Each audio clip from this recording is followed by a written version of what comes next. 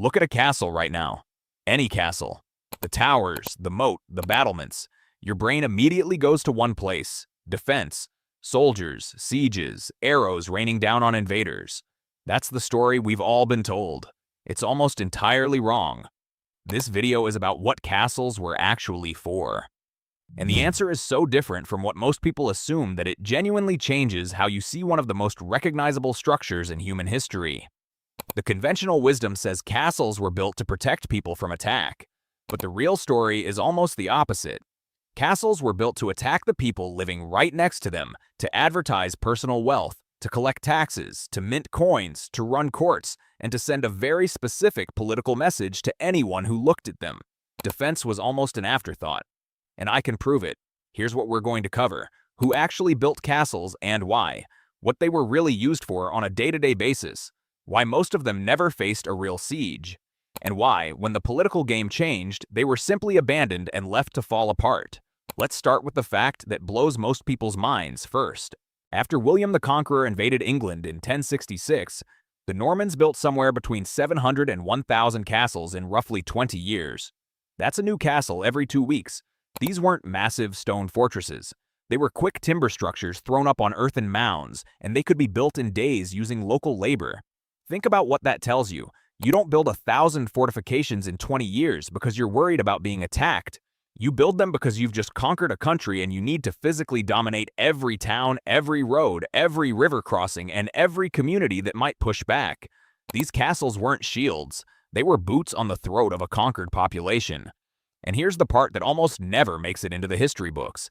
Castles weren't built to protect the local people. They were built to control them. From the inside, a Norman castle was a lord's private headquarters. The local Anglo-Saxon population wasn't sheltering inside the walls. They were outside, being taxed. Before 1066, the Saxons used something called burhs, communal fortified towns where everyone could take shelter together.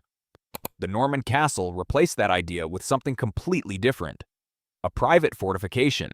One lord, his family, his soldiers. Everyone else locked out. That shift is everything.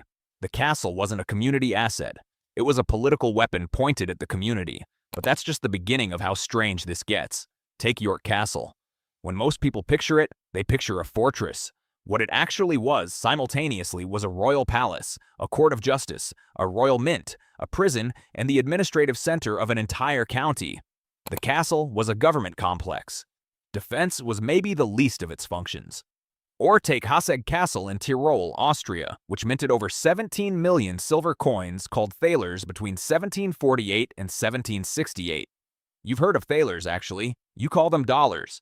The modern American dollar traces its name directly back to coins struck inside an Austrian castle. That castle wasn't a fortress. It was a factory. And then there's Pfalzgrafenstein in Germany, which sits on a tiny island in the middle of the Rhine River. It had one job. When boats came downriver, the garrison lowered a chain across the water and didn't raise it until you paid. That's it. That's the whole castle. A toll booth with battlements. These weren't rare exceptions. Across medieval Europe, castles functioned as mints, prisons, courts, tax collection points, grain stores, and administrative hubs. The military function was real, but it was secondary to the bureaucratic one. Now here's where it gets truly strange, and this is the part that most castle documentaries skip completely. Many of the most visually impressive, most defensive-looking castles in Europe were, according to the historians who've actually studied them in detail, almost militarily useless. Bodiam Castle in East Sussex, England, is one of the most photographed castles in the world. The moat, the towers, the gatehouse reflected perfectly in still water. It looks like the Platonic ideal of a medieval fortress. Historian Charles Colson, who essentially founded modern castle studies as an academic field, argued that Bodiam's famous defenses were symbolically impressive and militarily almost worthless. The moat could have been drained. The gun ports were poorly designed. The elaborate landscape around it wasn't a defensive perimeter. It was a stage set. Sir Edward Dallingrig, who built Bodiam in the 1380s, wasn't defending the realm. He was advertising himself. And Coulson's argument goes even further than just Bodiam. He looked at the entire system of licenses to crenellate, the royal permissions that English lords needed to legally add battlements to their buildings. Out of more than 1,500 castles in England, only about 460 of these licenses survive. And here's the key: they were almost never refused. The king said yes to basically everyone who asked. So why bother asking at all? Because the point wasn't the permission, it was the document. A piece of royal paper proving that the king had personally acknowledged your status. As Coulson put it, licenses to crenellate were mainly symbolic representations of lordly status. Building a castle was the medieval equivalent of having a title, except in stone, permanent, visible for miles. Cooling Castle in Kent actually mounted a brass plaque on its outer gatehouse in 1381 that reads, "I am made in the help of the country." A 14th century billboard.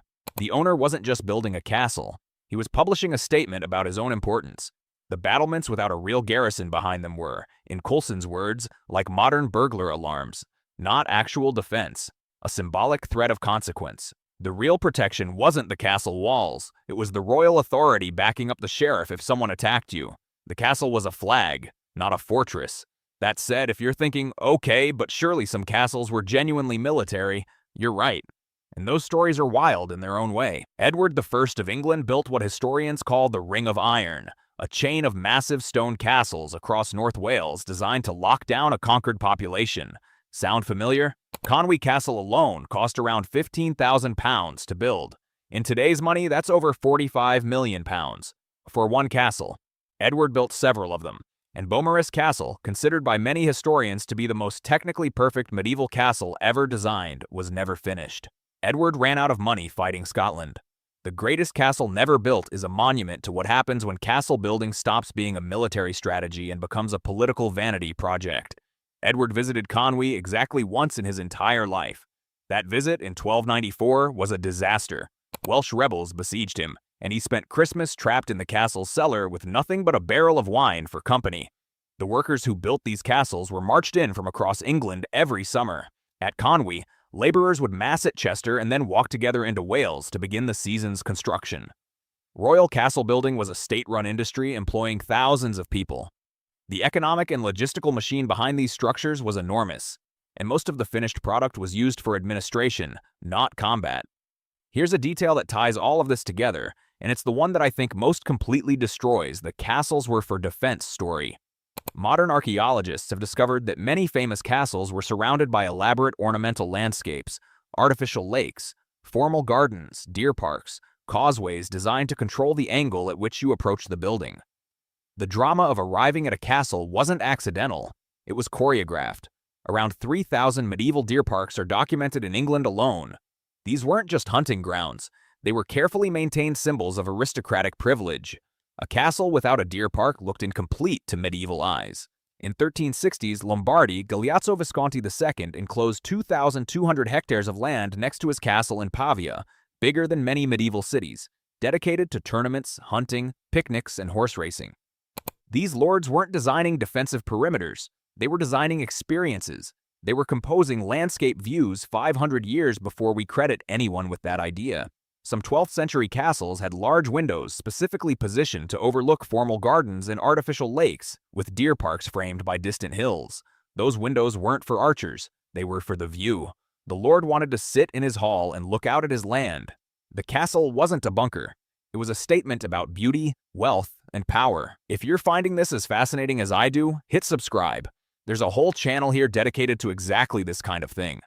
The real story behind things you thought you already understood. And drop a comment with what surprised you most so far, because I genuinely want to know. Now, what happened when the political game changed? During the English Civil War in the 1640s, Parliament didn't just disarm captured castles.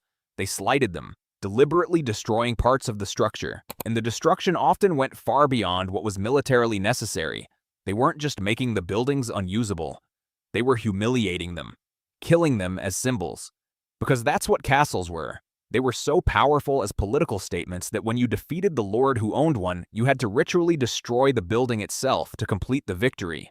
But even before that, the abandonment of castles tells the same story from a different angle. Monmouth Castle's Great Hall was being used as a venue for courts of assize by the 16th century. A building that started as a Norman fortress became a courthouse. Not because someone repurposed it, because that had been its actual function all along. When the fighting stopped, the castle kept working, because governing was the real job. And here's the final detail, the one that brings it all the way home.